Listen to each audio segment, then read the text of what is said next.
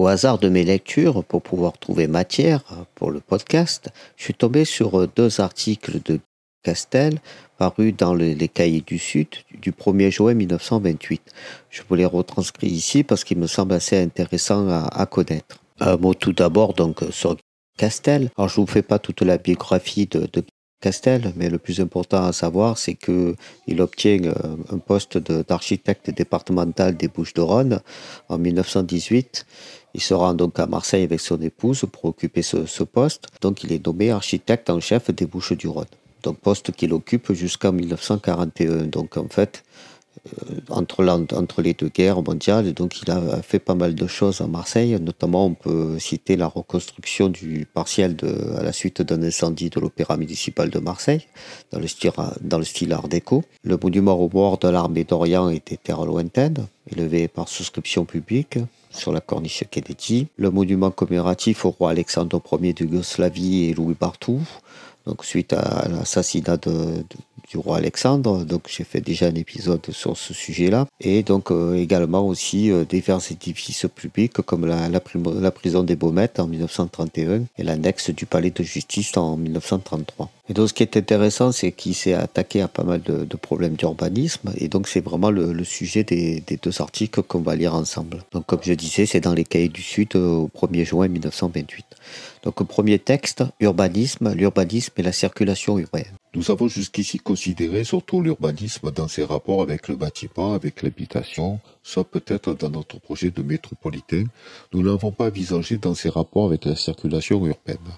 Pourtant, c'est l'un des problèmes vitaux qui se dresse devant le bâtisseur, devant l'architecte de la cité. Il nous souvient des phrases par lesquelles Jean Ballard préfaçait notre chronique en décembre 1926. Il n'est pas inopportun de les reproduire puisque nous nous proposons de revenir aujourd'hui sur ce qu'il signalait. Un fait indéniable, disait-il, nous obsède chaque jour dans les complications de notre vie urbaine. Notre Marseille actuelle date d'environ 100 ans et c'est avec une voirie séculaire, des bâtisses démodées, des plans sans ordre et des mesures improvisées qu'elle fait face à l'irruption de la vie moderne, qu'elle s'efforce d'en capter les courants, qu'elle en subit le flux. Qui ne déplore l'insuffisance de nos constructions, l'exiguïté de nos rues, l'absence des communications souterraines, de boulevards extérieurs, de débouchés? Certes, nous le déplorons tous, mais il faut composer avec les réalités, et là où on ne peut détruire, il faut remédier. Et notre sentiment est qu'il ne faut pas recourir à des moyens pauvres et ridicules. Castel, sous la plume de Ballard, nous rappelle que lors de sa précédente croissance, la ville a donné des bâtiments démodés, un désordre urbain, et que la ville est mal adaptée aux changements récents, notamment dans les nouveaux moyens de locomotion. Et que pour changer ça, il faut des moyens forts, pas des rustines. Ce redoutable problème de la circulation tel qu'il se pose partout, mais surtout dans une ville centrifuge comme la nôtre, ce n'est pas seulement avec des règlements de voirie qu'on en verra la solution. Il faut ménager les voies, j'entends bien qu'on ne déplace pas les maisons comme les mots d'une phrase, mais on peut tourner certaines difficultés, résoudre les cas importants, dégager certains points de congestion, empêcher l'étranglement d'une artère et par des moyens modernes pratiquer des évidements dont profiteront les rues. Je sais bien que tout cela revient au palliatif et au provisoire, mais plutôt que de proposer des solutions de même périmée, l'urbaniste qui manie de lourds matériaux durables les réserve à des conceptions que le progrès ne bouleversera pas. Sa situation est difficile. Si d'une part il doit satisfaire aux besoins immédiats de son temps, de sa génération et d'un ordre matériel conditionné par un état provisoire de la science, d'autre part il sait que l'œuvre lui survit, qu'elle dépasse les nécessités qu'il affirme d'être et qu'elle devra s'adapter à un terme plus éloigné de l'évolution. S'il bâtit un édifice, une gare, un dock, s'il fait une darse, un canal, une piscine, il doit prévoir grand, sinon dans les dimensions, mais dans l'application de son œuvre, lui permettre de se survivre, de se prolonger en répondant à un ordre nouveau. C'est en cela qu'il fait œuvre d'art, c'est par l'imagination qui, semblable à celle du poète, lui montre les conditions de pérennité du monument en lui dévoilant les exigences d'une époque future. On notera cette volonté maintes fois répétée de voir loin, de laisser son empreinte par des choix forts et ambitieux. Il y a 60 ans, Haussmann ouvrit la percée célèbre qui porte son nom. Le Paris de nos jours voit s'achever l'œuvre entreprise autrefois et la justifie car la grandeur d'une conception se mesure à ce que sa nécessité s'affirme avec le temps. C'est par de telles prévisions qu'un urbaniste se classe au rang des précurseurs. Qu'on nous pardonne cette échappée, cela nous permet à la fois de répondre à ceux qui taxent aussitôt de mégalomane l'artiste habité de pressentiments, et aussi de montrer combien imprudent serait l'urbaniste qui s'attacherait aux seules solutions urgentes. Quelle sera la ville de demain? Comment y circulera-t-on? Quel engin? Quelle forme de l'énergie réglera la vie mécanique? Autant de questions auxquelles il ne peut pas sûrement donner réponse, car cela dépend de trop d'inconnus. Toutefois, sans faire appel à des anticipations fantaisistes, il a le droit d'ébaucher en pensée la ville future et de formuler sa vision. On connaît la nôtre, nous aurons l'occasion de l'exposer fréquemment et tout au long. Ce n'est pas une métropolis aérienne ni souterraine, c'est une ville tout en étendue, tout en jardin, autour d'une citadelle d'affaires, mais où le problème de la circulation aura reçu ses plus complètes solutions en tout genre. C'est pourquoi l'urbaniste, quand il s'attaque à une ville ancienne, où il ne peut cependant pas tout raser pour repartir sur de nouvelles formules, doit s'adresser à des combinaisons. Castel tempère un peu ses ardeurs. Il est conscient que l'on ne pourra pas tout faire, tout raser comme il le dit. En attendant, qu'on ait soit la rue à circulation parallèle, soit la rue en contrebas, des trottoirs ou à plan étagé, soit la rue souterraine ou aérienne, soit la rue toute nette de l'avenir, où ne circulera que le piéton, le problème des transports étant résolu par monorail ou par l'aviation dans une époque lointaine, où la transmission de l'énergie venue de la mer, du vent et des eaux de montagne se fera magnétiquement sans fil. On notera la vision de l'époque. Occupons-nous de la rue tout court, de la malheureuse artère sclérosée, sans articulation ni souplesse, que la pléthore des véhicules congestionne au cœur des villes actuelles. Il existe tout un programme de dégagement, d'aération qui fait d'une rue compacte un canal plus glissant par déplacement des trottoirs, pans coupés, poches refuges, sans parler de la sélection automatique de véhicules obtenue par des moyens propres à l'urbanisme. Nous nous proposons d'étudier plus en détail à Marseille le cas de la rue Saint-Ferréol, de la rue Paraly, de la Corniche et en général de la circulation, si difficile en notre ville. Mais cet examen plus particulier exige à lui seul le cadre d'une chronique qui nous dépasserait de beaucoup cette exposition préliminaire. Nous renvoyons donc à notre prochain article les considérations dont pourra tirer profit notre voirie. Et de poursuivre donc dans un deuxième article, urbanisme et circulation, sur les cas particuliers des comme les rues de Rome, rue Saint-Ferréol et rue Paradis. Castel nous dit. Examinons ici un cas particulier, le plus grave sans doute où l'urbaniste soit appelé à se prononcer, celui des rues affairées. Nous en verrons d'autres par la suite. Il est certain que c'est au cœur de Marseille, dans les rues rayonnant vers les faubourgs, qu'on atteint au maximum d'encombrement. La rue Saint-Ferréol, la rue de Rome, la rue Paradis sont à ce point de vue les artères les plus malades du système circulatoire urbain. Comme il ne s'agit pas ici de sacrifier des maisons en frappant brutalement toute une rangée, comme on se produira pour quelques rues de notre ville, il faut gagner de la place sur les deux rangées à la fois en reculant les trottoirs et pénétrant de toute leur largeur dans les maisons. Voilà l'idée, creuser dans les maisons, faire des rues à arcades. À première vue, cela paraît insolite. C'est pourtant le remède qui s'impose ici.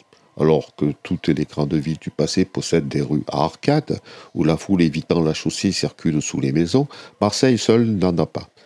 Pourtant, Paris a sa rue de Rivoli et sa belle enfilade de piliers directoires, où tant de beaux magasins, dont ceux du Louvre, étalent leur parure.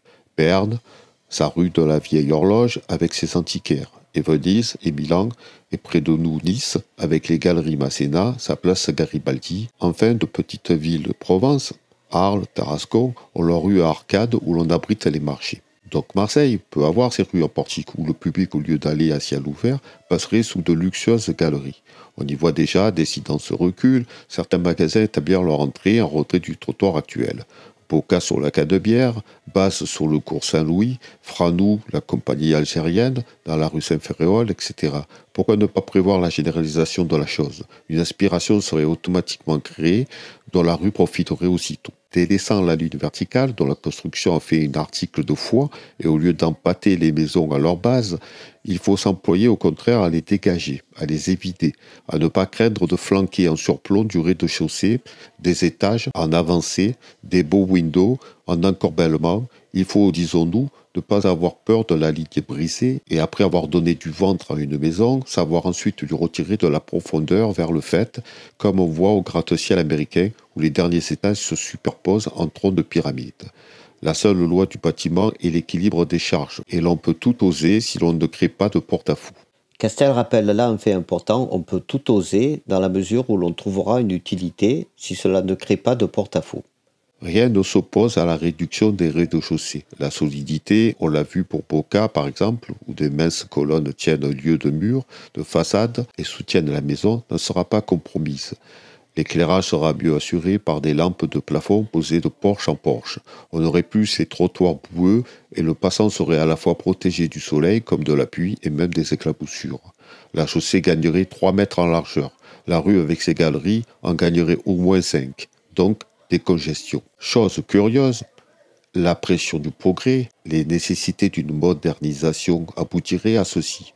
On reverrait dans une ville du XXe siècle les belles galeries de la Renaissance.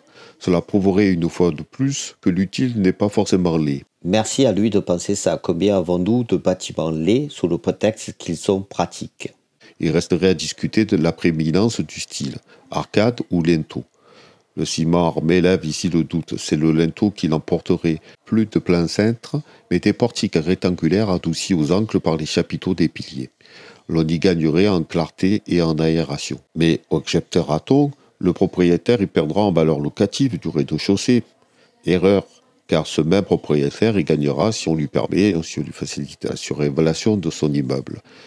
Dans notre programme d'urbanisme, tout se lie et nous retrouvons nos leitmotifs immanquablement chaque fois que nous jetterons les yeux sur un seul vice de la construction actuelle.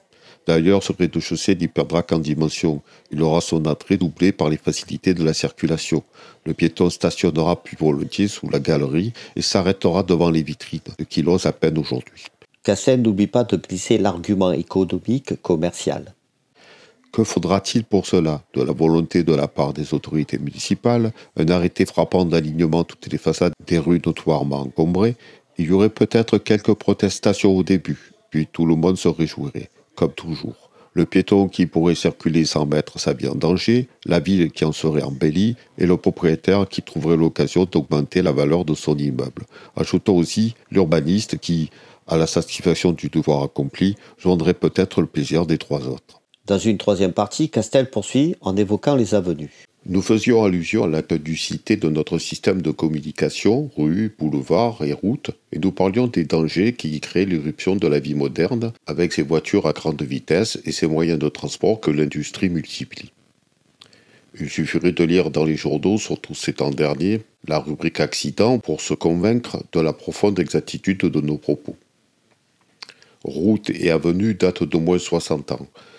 Du temps où Cora Perle descendait l'avenue du Bois en équipage, et maintenant nos élégantes, dans leur delage ou leurs voisins, doublent sans effort et dans le plus grand silence un pur sang rapide au galop, sans parler des recordmen et de leurs 318 km à l'heure. Est-ce à dire, pour écouter les gens sages, qu'en vertu de certaines lois physiologiques, on doit accorder les vitesses au rythme de nos organes, etc., etc. Laissons dire les gens sages, dont la logique est trop pure pour être écoutée, et ne nous opposons pas aux lois du mouvement, d'un certain dynamisme qui est la vie même, en lutte contre la matière, suivant les vouloirs de l'esprit. Il s'agit seulement de faire place, de discipliner, de prévoir. Castel pique ceux qui n'ont pas compris que certains changements sont obligatoires et qu'il faut s'y préparer, anticiper, pas combattre. Nous avons étudié, de façon hâtive, car ces questions mériteraient des examens minutieux, le cas des rues affairées, voyons comment on pourrait améliorer les avenues. Là encore, la solution est dans un déblaiement rationnel. Il est certain, et cela se pratique, que le filtrage des véhicules, le déroutement des poids lourds vers les voies suburbaines, allège la circulation, mais cela est déjà bien insuffisant, on le voit. Que va proposer l'urbaniste ? Castel nous rappelle que les solutions existantes pour le moment consistent à filtrer et notamment diriger les poids lourds vers des axes adaptés.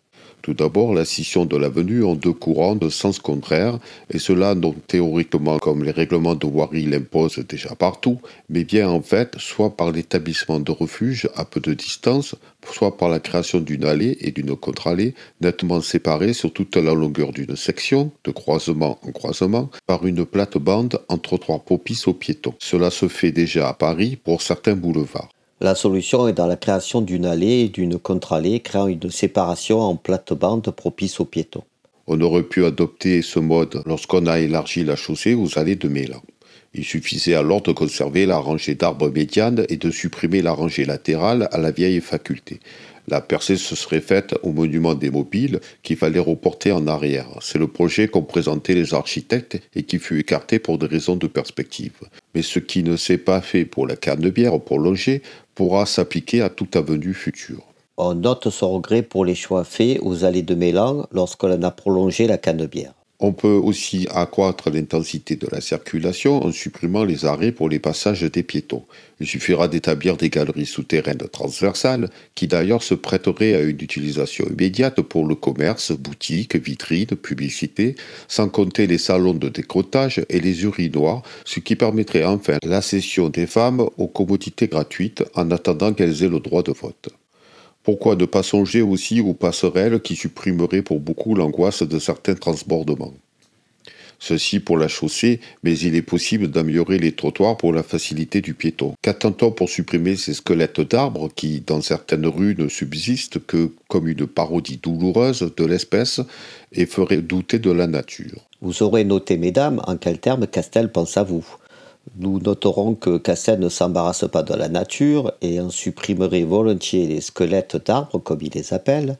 On ne remet pas en question le progrès des voitures, on se débarrasse de la nature en commente. Et ces Vespasiennes, ces kiosques à journaux, ces poteaux pour tramway, ces pylônes pour l'éclairage des rues, quand il est si facile de reléguer les premiers soit dans des postes urinoirs souterrains, comme à la Bourse du Travail, où l'essai a réussi parfaitement, soit en placard au pan coupé des croisements, soit au refuge, rond-point ou rotonde d'attente, quand on peut remplacer l'éclairage en grappe par l'éclairage axial en distribuant les globes lumineux comme s'ils étaient piqués sous un vellum et enfin en accrochant le tout ainsi que les fils électriques aux fortes murailles. D'ailleurs, pourquoi ne pas utiliser les potences murales soutenues en porte-à-faux par des câbles comme les bras d'enseigne? Certains murs, ceux du Capitole, de Tabaris, du British Bar, soutiennent bien toute une horlogerie, un système multicolore d'ampoules.